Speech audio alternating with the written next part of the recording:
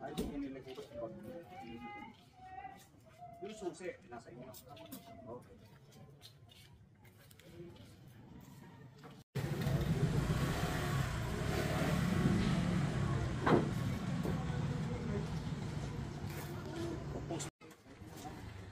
Bluetooth connected.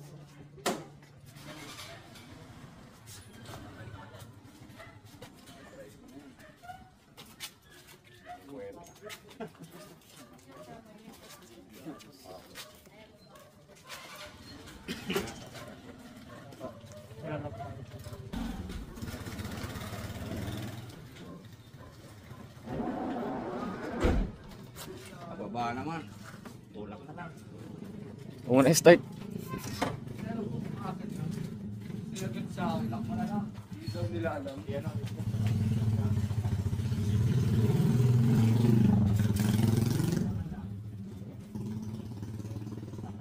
Ah.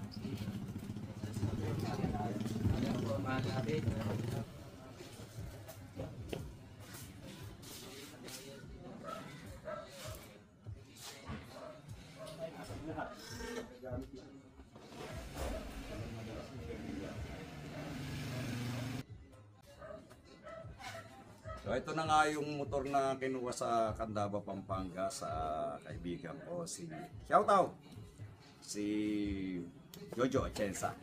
Pinahiram niya lang kasi may nag-order sa akin na taga Coronadal sa Mindanao.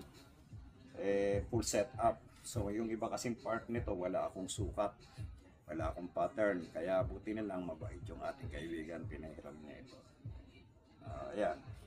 Kaya mag-i-stay to rito siguro for 1 week or so hanggang makumpleto namin yung accessories na in-order na taga Coronadal.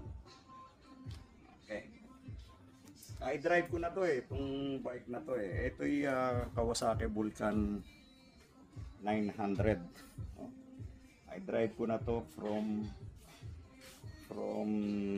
Candaba papunta rito sa bahay. Ang na-observe ko lang dito, yung bigat, mas magaan lang siya ng konting-konti doon sa Harley Davidson Fatboy. Pero pagdating sa handling, maganda ang handling nito kasi yung gulong niya hindi naman sobrang lapad. Ang na-observe ko lang yung birit ba na arangkada, hindi siya kasing lakas noong Fatboy. At saka ng Vulcan 650, parang mas malakas sa arangkada yung 650. Pero pag ito'y rumekta, talagang pinong-pino, napaka-pino ng takbo at matulin. Yan ang Kawasaki Vulcan 900. Paano boss? Doon na lang pirmahan. Doon. Yan, yung kay Ma'am. Nag-video ako ikaw naman Ay, medyo nakabihis ako ngayon. Nakasama ako sa ako. Ayan Kasi kakain lang sa Shakey's. Bigla akong nag-crave ba?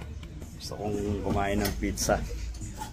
Nakakamiss din yung Shakey's nung araw na habang kumakain ka, may kumakanta, may folk singer. Ngayon wala nang ganun Pero yung kanilang pizza masarap pa rin.